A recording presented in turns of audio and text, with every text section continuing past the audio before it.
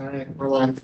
Okay, yes. Good evening, everybody. Welcome to the August 3rd for Fall Planning Commission meeting. First thing we'll do is stand, say the pledge of allegiance. United States of America, to the republic for which it stands, one nation, under God, indivisible, with liberty and justice for all.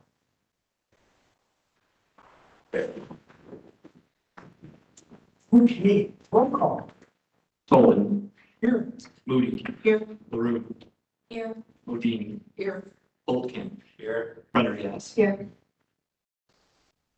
Next, take a motion for the approval of the minutes from the July 6th Planning Commission meeting. I have a motion minutes of the July 6th Planning Commission meeting. I'll second. Okay, first and second, any questions or comments on the minutes? All in favor? Aye. Opposed? Okay, public comments. Anybody has anything they'd like to say? Might as well move on. And we're closed planning commission hearing, and open a public hearing. The first thing, we'll have Carrie give us a little presentation on TID. And we will.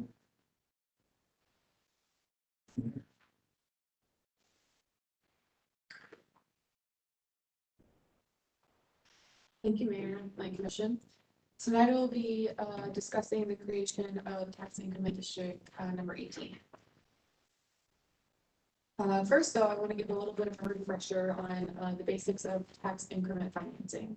So, or tax increment districts. TIDs allow cities to capture incremental property tax revenue from growth in a defined area and use that revenue to benefit that area. Examples of some public improvements constructed through the TIDs include the infrastructure in Sterling Fox Corporate Park, traffic signalization at South Main and East Walnut Street, and the property purchase that was used to construct the trail around Lake George in TID number 9. Since 1976, tax increment financing has been the most powerful and widely used economic development tool in Wisconsin. This graph shows how tax increment financing works. So you have the current base value of the TID, of the property, which is frozen at the time that the TID is created. The adjacent taxing jurisdictions, which are the county, schools, and the tech college, continue to receive taxes on that base value. Through the years, the city captures the value increment, and that money is used to carry out the projects within half a mile of the TID, which are included in the TID plan. So that's the purple. Once the TID ends, the increased tax revenue is shared with all of the taxing jurisdictions, and they all start to receive the full property value amount. So the process of creating a TID. The creation of a TID has to have approval from the Joint Review Board, or the JRB. This board is made up of representatives from each of the taxing jurisdictions, and include a city representative, a county representative, a River Falls School District representative, and a Chippewa Valley Technical College representative. The JRB had their first meeting for TID 18 earlier today. Next, it moves on to the public hearing of the Planning Commission, which we're having right now. And then it moves on to the City Council, back to the JRB for their second meeting, and then on to state approval. The Planning Commission's role in the creation of a TID is to hold a public hearing, which allows the public a reasonable opportunity to express their views, review the district boundaries and the draft TID project plan, and determine that they are in conformance with the comprehensive plan, and to provide a recommendation to the City Council. So let's talk about proposed TID 18. This is a blight district comprised of 2.67 acres. And it contains 4 parcels, 3 of which were formerly owned by the McEwen family. The property, which also includes the lot across from Sycamore Street over here, has been marketed for redevelopment since 2017. The goal of this TID is to expand housing options and provide the needed supply for the senior housing demand in River Falls. The proposed project is a 3-story, 84-unit senior and independent living facility with assisted living and memory care, In addition, the developer plans to build 4 55-plus independent living townhomes. Ebenezer Management Services will manage the facility. The parcels are zoned R3, multifamily high density, and in staff's view, the boundary is appropriate and reasonable, and the proposed project plan is consistent with city policies and plans. So as we prepare the plan, we look at the infrastructure projects within 1/2 mile of the district that are necessary to the project and will enhance the area of the district. Future projects are projected to occur throughout the district's life and total $6.8 million. They will be, projects will be approved individually by the city after approval of the TID.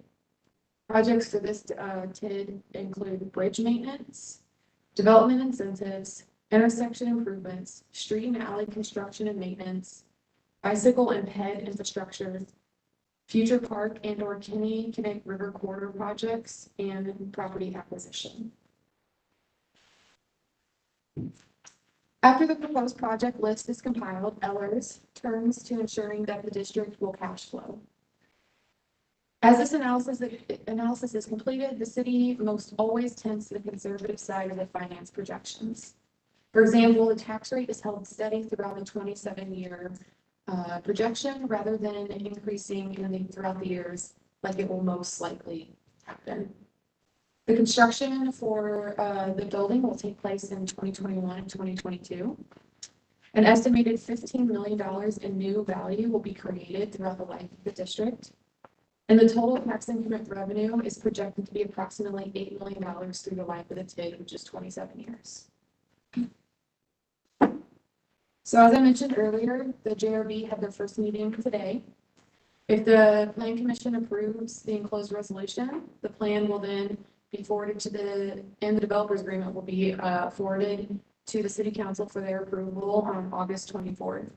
The JRB then has its final consideration set for September 13th.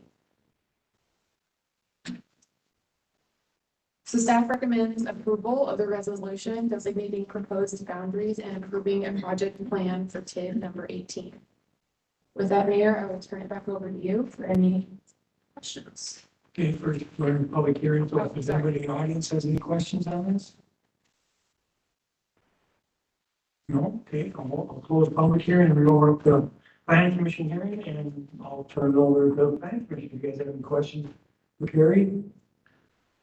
So the development incentives that are being offered to the developer, what are those? I know it's like 2.7 million of the total, I think, or something, whatever it was.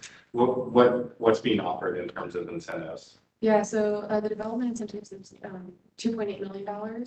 So yeah, so some of that money is going to help with underground parking. And then also a portion of that money is going to help the realignment of East Park Street to West Park Street. Some of the upgrades to Sycamore, the street, undergrounding electric, stormwater. What else am I missing? So it's public. It's public infrastructure. Yeah, it's not a cash out to the developer or anything. It's going to help the city as well. Correct. Yes, good. Anybody else have any questions?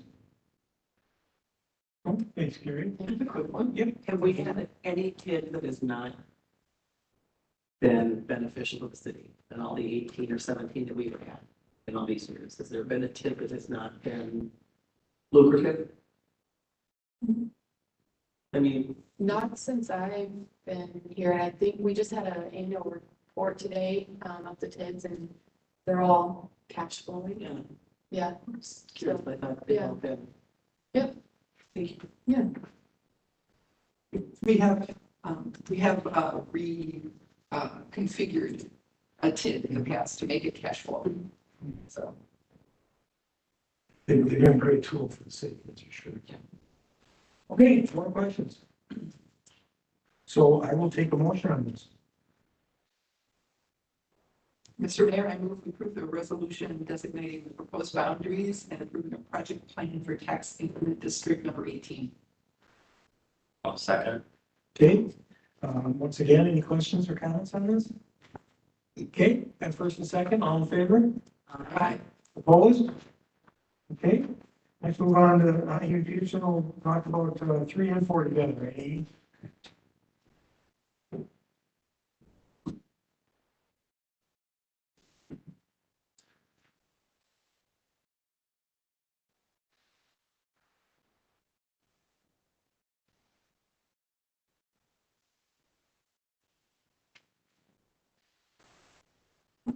Yeah, so we will cover both the SIP, the specific implementation plan for the project, as well as the right-of-way vacation that's before you this evening. So in June, Plan Commission and City Council approved the general development plan for the 700 South Main project. The GDP established the project to senior housing and at a higher density than typically allowed in the R3 district. Density more similar to what used to be at the Depot City Station and 1300 South Main projects. In approving the GDP, several criteria listed in the municipal code are considered. They include things like community benefits, the character and intensity of the land use, the impacts on schools, traffic, municipal services, open space, and economic impacts. Consistency with the comprehensive plan and the official map are also considered. So the applicant has now submitted a specific implementation plan, or SIP, that includes the detailed architectural and engineering, landscaping, and stormwater plans. Slide. So here in the graphic, you see the parcels for the project are highlighted in blue.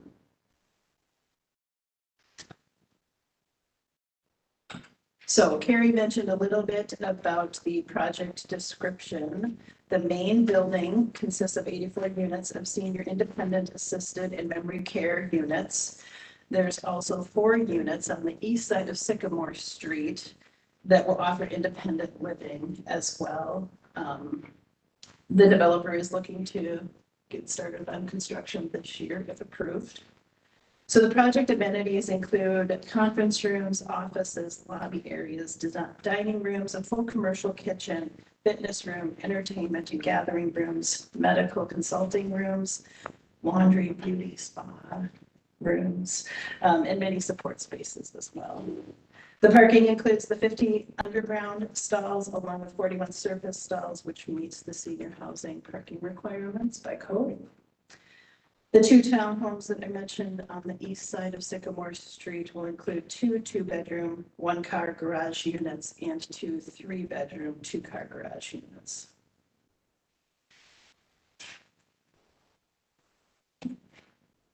So this is a graphic from the east looking at what I would consider the backside of the property potentially, but it shows the surface parking, the pavilion, the bocce ball court, and the first level memory care wing that you can see jutting out on the north side of the property as well.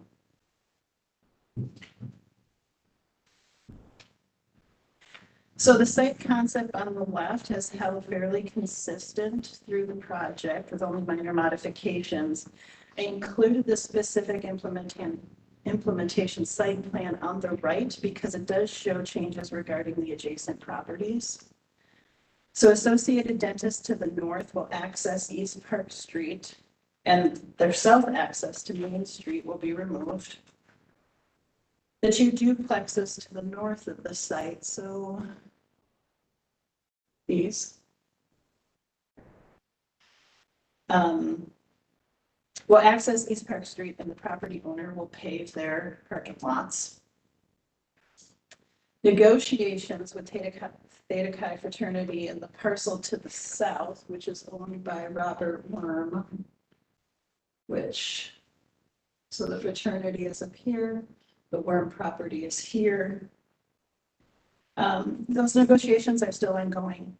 Ideally, the city would like to vacate the right-of-way that is North Sycamore, which you can see a little bit better on this. We'd like to vacate that and provide it to the fraternity for their driveway access. Unfortunately, right now, we have to provide, by state statute, we have to provide access to the Worm property. So we're still in negotiations. We're hoping that we can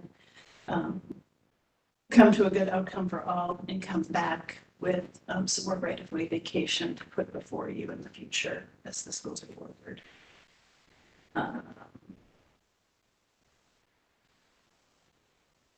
So I'm going to switch over to the right-of-way vacation and we'll continue talking about that just a bit. So the vacation that's before you is for East Park Street and 6 feet of Sycamore Street. So the vacation of Park Street is obviously to realign Park Street. The vacation of Sycamore Street takes it from a 66-foot right-of-way down to a 60-foot right-of-way, which is standard for our local roads.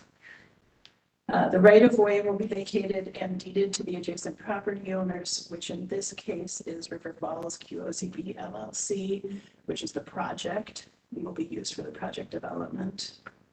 So on this map, you can see the right-of-way vacation that still needs to happen. So this is part of the cul-de-sac that was put in place years ago when we thought we were going to cul-de-sac Sycamore Street. So that does need to be vacated yet. However, again, those negotiations are still happening. We're hoping to bring back a larger package than just that piece as this goes forward.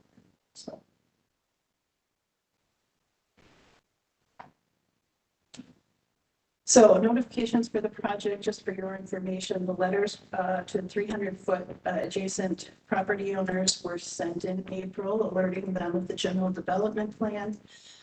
The developer did hold an on-site public meeting in June with about 15 to 20 people in attendance.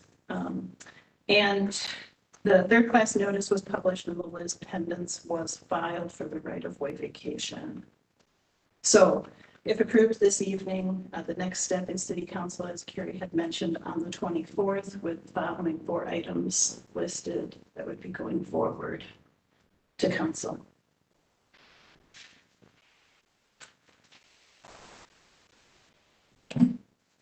So the specific implementation plan is the final design phase of the planned unit development where detailed engineering specifications are provided to ensure the civil, stormwater, and architectural details meet the municipal code and function appropriately for the site. Staff completed the initial round of review and has met with the developer to discuss the required revisions. We anticipate the revisions in the near term. Staff therefore recommends approval of the enclosed resolution contingent on final staff approval as is required to adhere to the municipal code. Also before you tonight is the resolution approving the vacation of the right-of-way as we discussed. So with that, I'll turn it back to you, Mayor. Thanks, Amy. Questions? Well, first off, I'll take a motion. We'll, actually, let's ask questions first because we have 2 resolutions here, so. Let's take a questions first for Amy as long as we got her up there. So Amy, at our last meeting, I know one of the adjoining property owners was concerned about some trees, I guess on, I think, the southwest corner. Was there anything done in the plans about that, about potentially preserving those trees if possible? Yes. There was an issue with the parking or street alignment in that corner. Yes, I think we did move the sidewalk and maybe City Engineer Raleigh would be able to know those details. We also do, Mayor, have the developer here as well. We've got specific questions for you. Yeah, so we, they bumped out the curb around the trees and we're able to make some accommodations to leave them there. So cool. 1 tree. We lose 1 tree. We lose 1 tree. Sorry. Thanks, guys. But we did work with that property owner. Great, right? 2 questions on the street. You said something about small box office will have to come, not quite following, he'll still have his north driveway, and then the south one would just go to Park Street to the stop sign. Correct. Okay. Yep.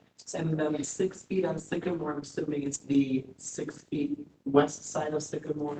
Correct. Okay, I'm just trying to follow here with that. Okay.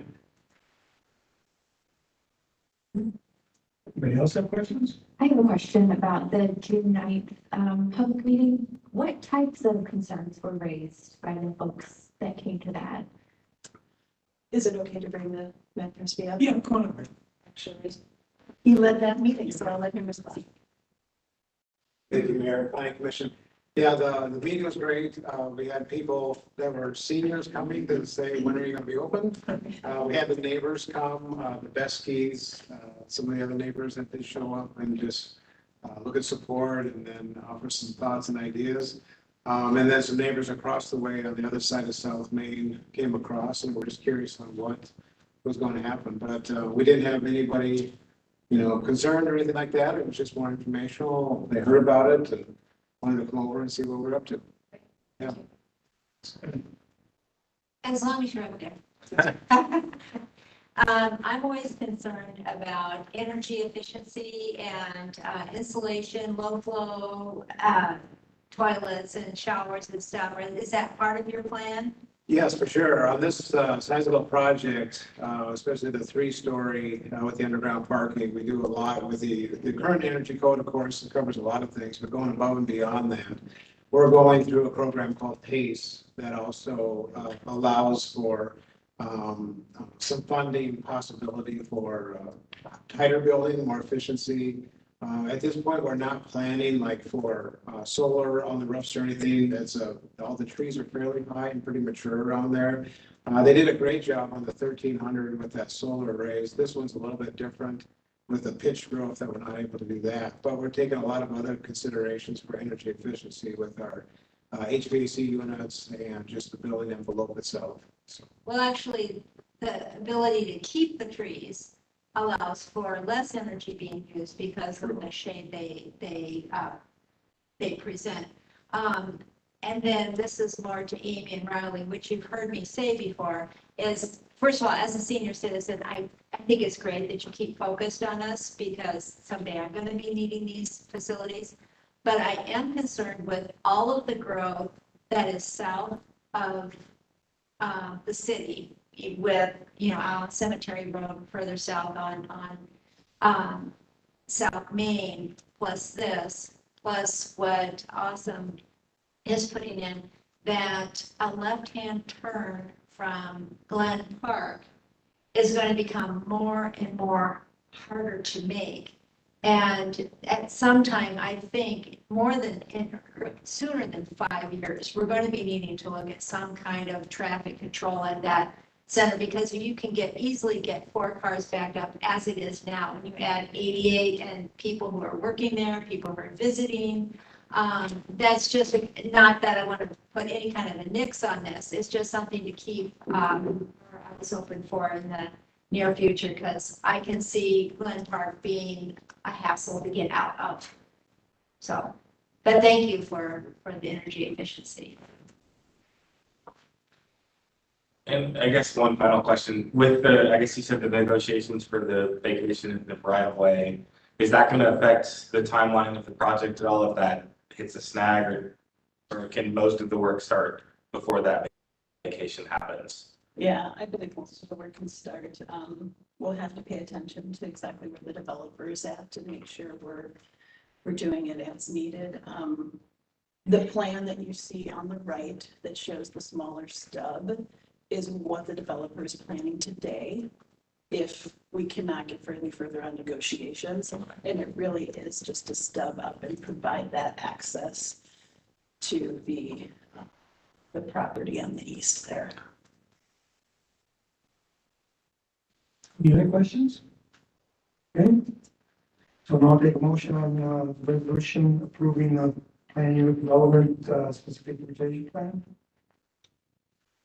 So number 3. I'll move to approve the resolution approving the funding development SIP for the Southern Something project. Second. First and second, again, any questions or comments? All in favor? Opposed? And I'll take a resolution approving the vacation right away of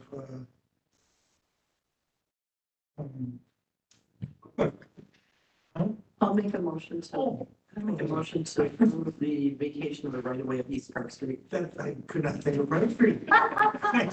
That's my mind just went blank. That's a Sorry. hard word to. Sorry. And the second, 6 feet. And Sycamore, yes. Okay, sorry about that. Second. Okay, any questions or comments on that? All in favor? Opposed? Okay, Mayor, yes, could I have a clarifying point? yes, So I'm assuming that the SIP is contingent on staff approval? yes, contingent staff approval, right? Okay, thank you. Because you got a few things that you have to work out with him yet, yes. Yes. Amy's up there now for director's report. Thank you. I got a bit of a list this evening, lots of updates for you. So just a quick update in development review right now. We did receive plans back from Quick Trip, so that was delayed a little bit because we were working on secondary access. So staff is reviewing those right now. They are looking to get started this fall yet. They'd like to get started this month if we can get those plans approved. So we also did receive plans for Sterling Ponds 4th edition. This would be the final edition in Sterling Ponds. Currently as laid out, there were 10 single family and 9 twin homes on the proposal. So staff will begin that review as well. So we're seeing that in the future. So the planning RFP that was out for proposals, the deadline was the 30th of July. We received 9 proposals. And we've got a team set up that includes the mayor, Scott Morissette as the council member, Lisa Moody as the plan commission member, Assistant City Administrator Stroud, and myself. We're going to meet on the 12th. We're going to go through and rank all 9 proposals. The top 2 then will move forward to an in-person interview at the workshop. It's a joint workshop between Plan Commission and Council on August 24th. That's at 5 p.m. So hopefully you have that on your calendar. I think I mentioned it last month. We'll be sending out information on that as well. So we are looking to have a contract before council on the 2nd meeting in September. So just to run through economic development is keeping Carrie on her toes. The amount of interest and calls that we've been getting recently is a little crazy. So we're trying to keep all the balls in the air and keep things moving forward. We're anticipating a heavy development winter with all the projects getting ready for a spring construction. So building and inspections, the permit numbers, interestingly, we had high single family permit numbers for 2020. 2021, we're seeing them slide back just a bit closer to 2019 and what we would consider our norm of 50 single family homes per year. So just a little bit of lower number than we saw last year, at least at the 6-month mark. That's what we were looking at. So on the engineering side, again, they've got lots of balls in the air too with projects, obviously helping us with the development review and construction as well. And I didn't give Crystal a heads up, but she's got 2 new employees, and maybe you could say a few words about them. Yeah, so this, earlier this month, we welcomed an assistant city engineer, Todd Nikolewski, to our staff. He is local from River Falls here, and he's been a great addition. And in addition to that, we have a planning and engineering technician, which was a new position here, Tyler Galdi. He previously interned with us, and we were grateful to have him submit a resume, and we're happy to have him back. So they've been a good addition to our team. Good, thank you. With that, we also have hired a new planner. So Kendra Elner will start. You'll see her at your next meeting. She's coming to us from Arizona, moving up to the Twin Cities. So she's very excited to get started. So look for her next month. So our next meeting is September 7th. That is the day after Labor Day. I just wanted to check in with everyone and make sure that that date works and we'll have a quorum. See heads nodding. Good. Okay. And items for that meeting, we're looking at the final plat for Highview Meadows potentially, We need to talk about special use permits. That has come back to Plan Commission from council. I think I mentioned that at the last meeting. We're probably going to look for an interpretation of our conservancy zone as it relates to recreation opportunities. And then Brad Johnson will be presenting an organizational update. That's what we've got on the list thus far. So if you have questions, I'm happy to take them. I would like to know in the engineering portion, it says assistance with Powell Dam project. What does that consist of? We're just keeping a finger on the pulse there. Okay, okay. So we're working alongside. So there's no use. No, nothing new, but yeah, we're just gonna try to keep tabs on that one. Sure. Lend assistance as needed. So with the economic development, the interest that's coming is, can you offer any info on like types of businesses that are interested in the city? Or retail, commercial, like? Yes. All of the above. We're really seeing the broad spectrum right now. It'd be really nice to be able to buy a pair of underwear here in town. Like, that would be lovely with shotguns on. I think we have identified that you might be able to do that at Dollar General, but. Well, not in the thrift store, I know that.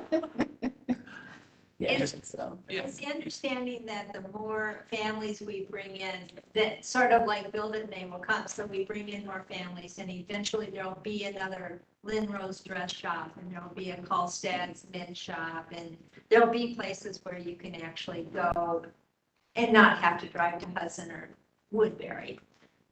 to Is get- that a question or a statement? Yeah, is that the idea? Well, is that the idea of why we're creating so many lovely homes for people that are housing for people to come into town?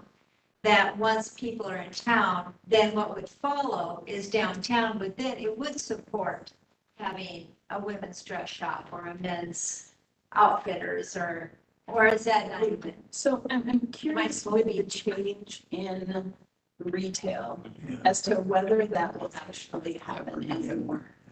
So Okay.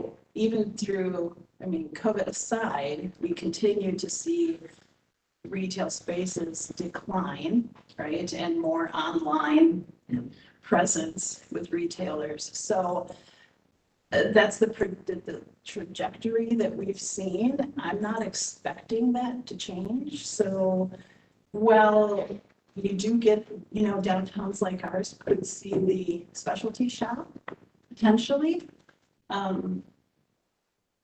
I don't know if it's going to be, the near term that we would get anything major like a retailer, whether it be a Okay, temperature. because Hudson seems to be doing okay with. And honestly, that's part of our issue, right? We're It's 7 miles good. away. And they won't, they're not looking to build 7 miles away another location. And our population is different. That's- They're on major highway too, that helps a lot.